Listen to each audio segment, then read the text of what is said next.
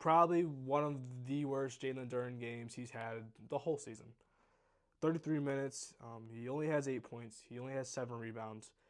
He only shoots, was it, I think, 5 times? He only shoots 5 times.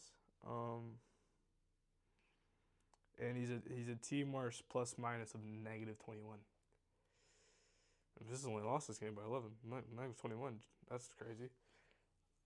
Yeah, it's not like, yeah, you could tell the Magic had a game plan for Duren. They had a game plan to not make sure he couldn't work offensively, and that worked to tremendously. And you could tell Jalen Duren was upset on that, not being able to get offense, not being able to have the ball as much as he usually does. But the problem with that, you can have a bad offensive night, but you can't, because of that, you can't have a terrible defensive night. And I mean truly terrible.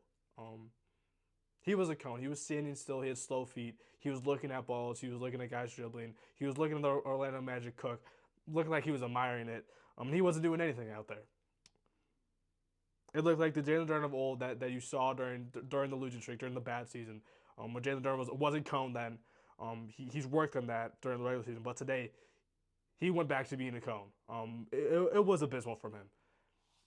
And Jalen Duren is his all star. He's potentially an All NBA candidate this season, and he drops 8 points and 7 rebounds in a home game. He's -21. I mean, it's inexcusable how bad he was tonight from the defensive end. I understand on offense a little bit because there's obviously a game plan from him to make sure he wasn't getting the ball. The picks weren't working. You're making sure you were guarding Duren, even if it meant giving up a bucket to someone else. And that clearly upset him um, in the game. But you can't give up consecutive, basically the whole game, defensive lapses because of it. There's multiple times he's misreading the play, he's miscommunicating, he's switching when he shouldn't be, he's giving it a wide open bucket in the paint, he's not helping. He's just watching basketball happen and he's not being a part of it. And that's the opposite of what the Detroit Pistons are this season. The Pistons are a defensive team, they're an inside team. And without Duren, it doesn't work because Duren is the starting center. And your center is a huge part of your inside defense, no matter if you're super good or if you're just average.